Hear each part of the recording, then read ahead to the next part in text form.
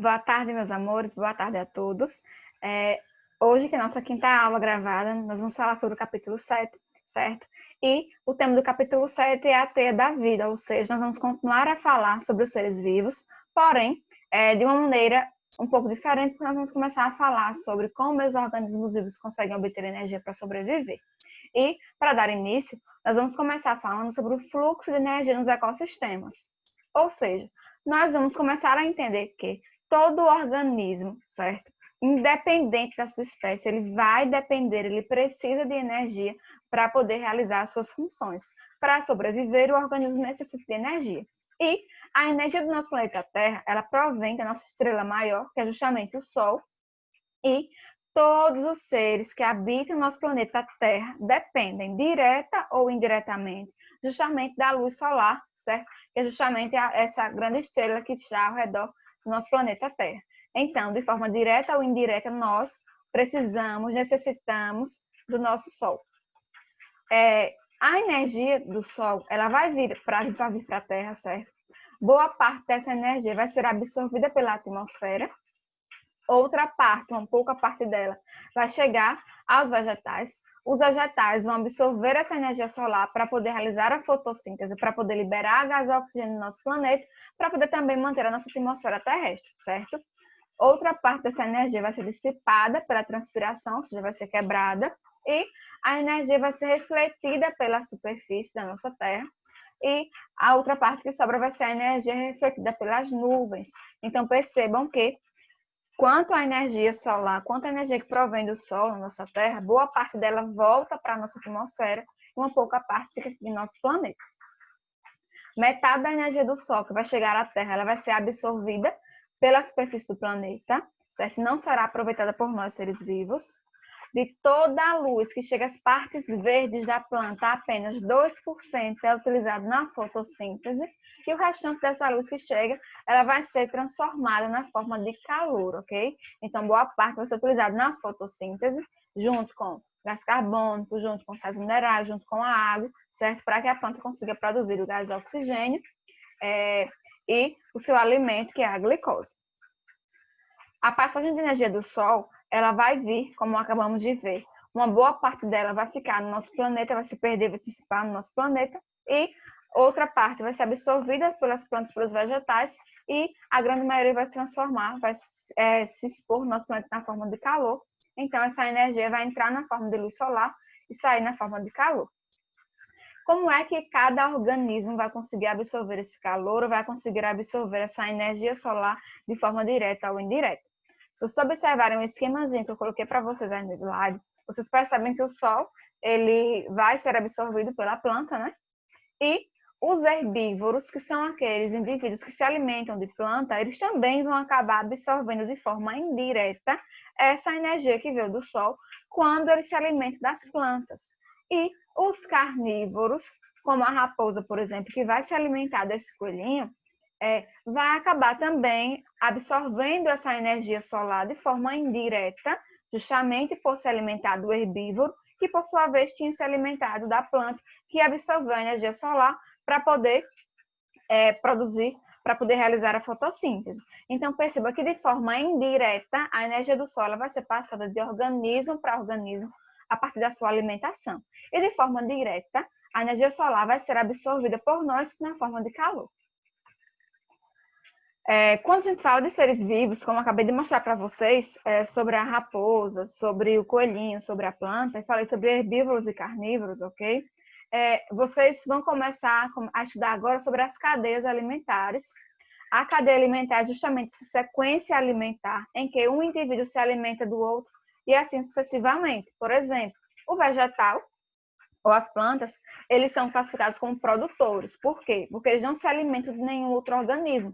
Eles conseguem produzir o seu próprio alimento, então automaticamente são produtores, são autótrofos, tudo bem?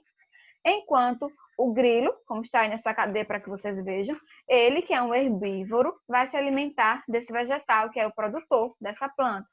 O grilo, ele vai ser classificado como heterótrofo, porque ele se alimenta de outros seres, como a planta, por exemplo, certo? E ele será classificado na cadeia alimentar como consumidor primário, Por que consumidor primário, professora? Porque ele comeu primeiro, certo? Ele foi o primeiro organismo naquela cadeia alimentar a se alimentar do produtor. O sapo, ele será classificado como um consumidor secundário. Por quê? Porque ele se alimentou do consumidor primário. Lembrando que o sapo também será heterótrofo, porque se alimenta de outros seres, ok? E ele não será um herbívoro, ele será um carnívoro porque está se alimentando do consumidor primário. Já a cobra, ela se classifica como consumidora terciária porque se alimentou do consumidor secundário. E o consumidor quaternário, que é o gavião, recebe esse nome de classificatório justamente por ter se alimentado da cobra, que era o consumidor terciário. Por que cadeia alimentar? Porque é uma sequência alimentar em que um indivíduo depende do outro para sobreviver, ok? Lembre, consumidor primário se alimentou primeiro de quem? Do produtor, do autótrofo. Consumidor secundário se alimentou do consumidor primário e assim sucessivamente. Lembrando que toda a energia que essa planta nessa cadeia absorveu do sol foi passada de forma indireta para o grilo, para o sapo, para a cobra e para o gavião nessa cadeia alimentar. Então percebam que a energia ela vai ser transportada também a partir da nossa alimentação. As teias alimentares e as relações entre as cadeias. Vocês acabaram de ver uma cadeia alimentar e viram o papel de cada indivíduo, consumidor primário, secundário, terciário, quaternário e também o produtor. Só que há um risco na cadeia alimentar, por quê? Vou voltar um pouquinho, tá? Porque há um risco na cadeia alimentar. Por exemplo, se esse consumidor secundário, que é o sapo, ele não existisse, ou acabassem todos os sapos do planeta, o consumidor terciário, que é a cobra, ele morreria de fome, porque não teria mais o sapo para se alimentar. Eis a questão na cadeia alimentar. E o risco da cadeia alimentar? Já na teia alimentar, ela vai mostrar que o mesmo organismo, ele pode se alimentar de indivíduos diferentes. Ele vai ter uma variação de alimentação e, assim, vai ter uma segurança maior para a espécie. A chance dessa espécie não ser extinta por falta de alimentação é justamente menor, certo? Então, não vai acontecer dela ser extinta caso acabe aquele alimento, porque ela vai poder se alimentar de outros indivíduos. Então, cadeia alimentar, uma sequência, certo? Em que um indivíduo se alimenta do outro. Já na teia alimentar, o mesmo indivíduo pode se alimentar de indivíduos diferentes para garantir a sua sobrevivência. Nós temos aí os produtores da nossa teia alimentar, como a árvore, a verdura e as gramíneas. Os consumidores de primeira ordem, que são os consumidores primários, que são os herbívoros, que são aqueles que se alimentam das plantas, ok? Nós temos a zebra, que vai se alimentar da árvore, mas o inseto, ele também vai se alimentar, pode se alimentar dessa árvore. Nós temos o coelho, que se alimenta da verdura, certo? O rato também pode se alimentar dessa verdura, assim como pode se alimentar das gramíneas, certo? E o inseto vai se alimentar das gramíneas, da verdura e da árvore. Então, percebam que esses consumidores primários, eles têm uma grande variedade de produtores para poder se alimentar, justamente para não acontecer dele comer só um único tipo de vegetal, e se esse vegetal acabar, se essa espécie vegetal ser extinta, ele também ser extinto da face da terra. Os consumidores secundários, ou consumidores de segunda ordem, são aqueles que vão se alimentar dos consumidores primários, certo? Então, a cobra aí vai se alimentar da zebra, mas a cobra também pode se alimentar do coelho, a cobra também pode se alimentar do rato, ok? Então, percebam que ela vai ter uma variedade maior de alimentação quando se trata da teia alimentar. A coruja, que também é consumidor secundário, certo? Também é um carnívoro, ela vai poder se alimentar do coelho, vai poder se alimentar do rato. Já a raposa pode se alimentar do rato e do coelho também, certo? Já o lagarto, ele vai se alimentar apenas do inseto, que é herbívoro, que se alimentou da planta antes.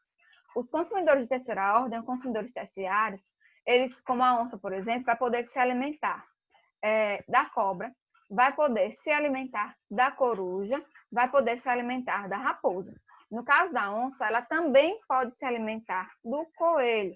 Dessa forma, percebam que na teia alimentar, um mesmo animal pode ser classificado como consumidor terciário e também como consumidor secundário, porque no caso da onça, ela vai se alimentar do consumidor secundário, que foi a cobra, por exemplo, mas também ela pode se alimentar do consumidor primário, que foi o coelho.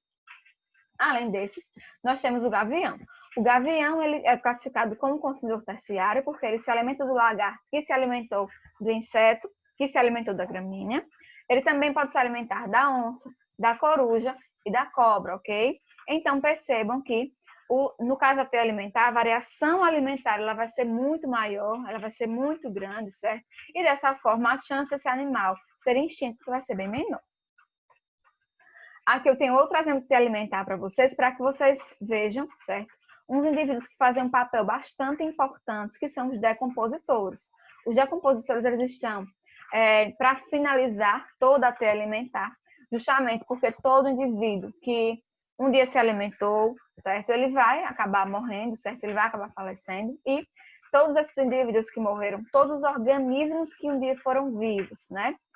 Quando morrerem, vão servir de alimento para os decompositores. Os decompositores têm um papel muito importante no nosso planeta, porque eles vão diminuir toda a quantidade dessa matéria orgânica para poder transformar em nutrientes, para devolver esses nutrientes para o solo. Por exemplo, imaginem que a onça, que está aí no topo da nossa teia alimentar, digamos que ela morreu.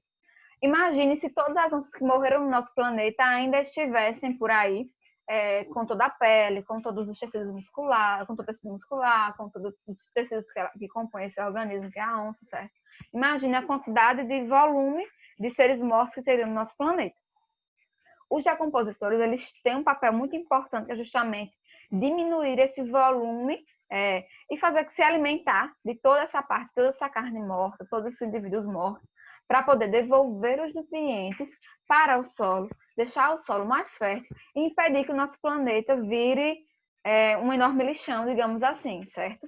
Então, os decompositores têm um papel muitíssimo importante, que é justamente diminuir esse volume de matéria morta para poder transformar em nutrientes e devolver esses nutrientes para o nosso planeta.